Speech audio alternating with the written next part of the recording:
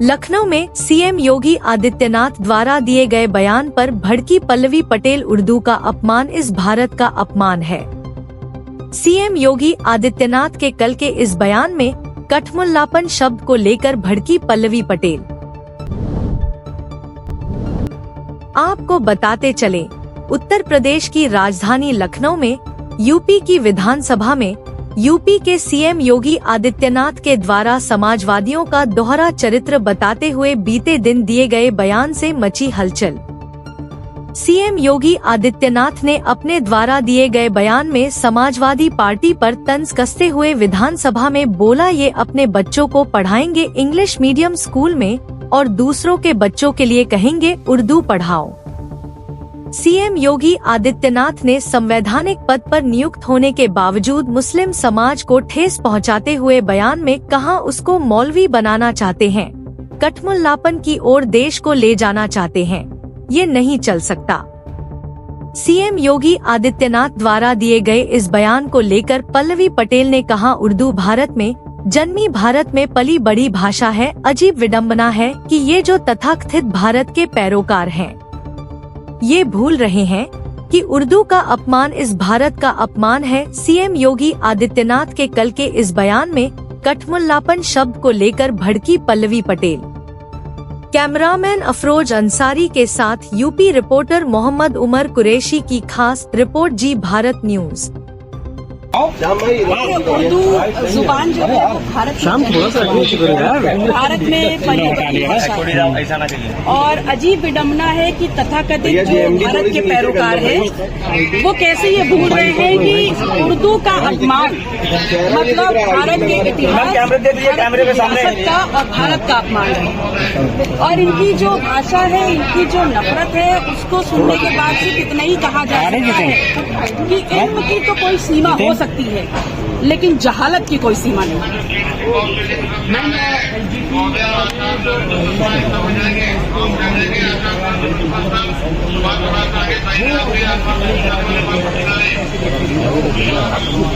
थोड़ा संभल कर बोलिए, क्योंकि ये कह करके तो आप सीधे सीधे नरेंद्र मोदी जी की पोल खोल देंगे। नमामि गंगे के नाम पर अरबों खरबों का घोटाला और उसके बाद गंगा को बेच दिया अडानी को। और कहना गलत नहीं होगा कि न सिर्फ गंगा बल्कि पूरे उत्तर प्रदेश को भ्रष्टाचार से मैला कर रहे हैं और कर चुके हैं ये लोग।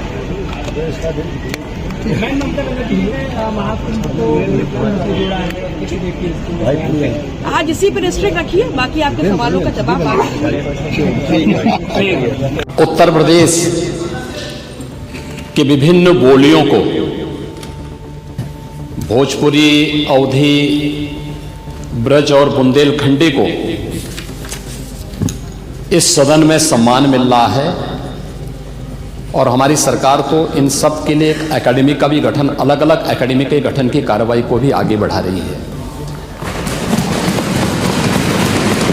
ये सभी हिंदी की उपभाषाएं हैं, यानी हिंदी की बेटियां हैं।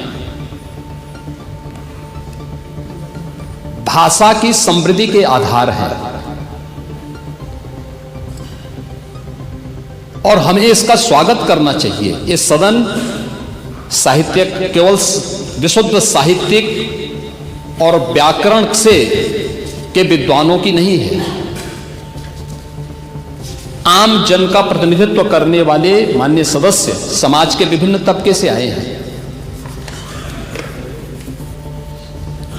अंतिम पायदान पर बैठे हुए व्यक्ति की आवाज को भी इस सदन में मुखरता मिले, इसके लिए अगर किसी को हिंदी में वह धारा प्रवाह नहीं बोल सकता तो उसको भोजपुरी में भी अपनी बात को रखने का अधिकार मिलना चाहिए, अवधी में, ब्रज में या बुंदेलखंडी में उसको रखने का अधिकार मिलना चाहिए। ये कौन सी बात हो गई कि भोजपुरी में ना बोले, अवधी में ना बोले, इसका विरोध अंग्रेजी का, बुंदेलखंडी में ना बोले और उर्दू की आप वकालत कर रहे हैं। ये बड़ी विचित्र बात है। आप मुझे बताइए, मैं इसीलिए कहता हूं कि आप समाजवादियों का चरित्र ही इतना दोहरा हो चुका है, इतना दोहरा हो चुका है कि अपने बच्चों को भेजेंगे इंग्लिश पब्लिक स्कूल में और दूसरों के बच्चों को बोलेंगे कि एक गांव के उस विद्यालय में पढ़े जहां संसाधन भी नहीं है। ये दोहरा आचरण और जाकी रही भावना जैसी प्रभु मूर्ति देखी तिन तैसी, यह तो आचरण आप लोगों का है। इसीलिए आपने कल भी भोजपुरी का विरोध किया, अवधी का विरोध किया, बुंदेलखंडी का विरोध किया और आप लोग अपने दैनिक जागरण में, दैनिक जीवन में इस प्रकार के आचरण के आदी हो चुके हैं।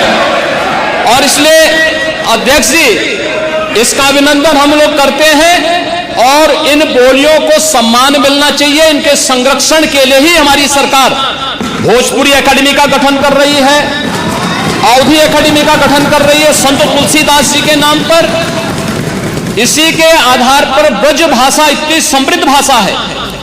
सूरदास जी ने अपनी सभी रचनाएं उसी भाषा में दी हैं। संत तुलसीदास जी ने अपनी कालजयी रचना रामचरितमानस, जो इस सदन में ही नहीं, उत्तर भारत के अंदर और भारत से प्रवासी हुए जितने भी ऐसे लोग हैं जो मॉरिशस में या दुनिया के फिजी में या दुनिया के किसी देश में गए, उनके संकट काल में रामचरितमानस ही तुलसीदास जी का अवधी भाषा में रचा गया रामचरितमानस ही उनका सहारा बना था। और आज जब उसको सम्मान मिल रहा है तो आप उसका विरोध कर रहे हैं। बड़ी विचित्र सी स्थिति है। आप हर अच्छे कार्य का समाज, आज के यही ढोंग है आप लोगों का, यही ढोंग है। हर अच्छे कार्य का आप विरोध करेंगे, हर अच्छे कार्य का आप विरोध करेंगे। हर अच्छा कार्य जो प्रदेश के हित में है, देश के हित में है, आप उसका विरोध करेंगे। और मुझे लगता है इस प्रकार के विरोध की निंदा होनी चाहिए और हम इसका समर्थन करते हैं जो उत्तर प्रदेश की बोलियों को सम्मान मिल रहा है। मैं आपका धन्यवाद करूंगा और विधानसभा सचिवालय को इस बात के लिए धन्यवाद दूंगा। कल हम लोगों ने यहां पे इसका शुभारंभ किया, समाजवादी पार्टी ने उसका विरोध किया है और मुझे लगता है कि प्रोसीडिंग का हिस्सा होना चाहिए। इनको समाज के सामने एक्सपोज करना चाहिए। अपने बच्चों को ये लोग पढ़ाएंगे इंग्लिश स्कूलों में और दूसरे के बच्चे के लिए अगर वो सुविधा सरकार देना चाहते हो, कहते नहीं उर्दू पढ़ाओ इसको, यानी उसको मौलवी बनाना चाहते हैं, कठपुतला पर की ओर देश को ले जाना चाहते हैं। ये नहीं चल सकता है।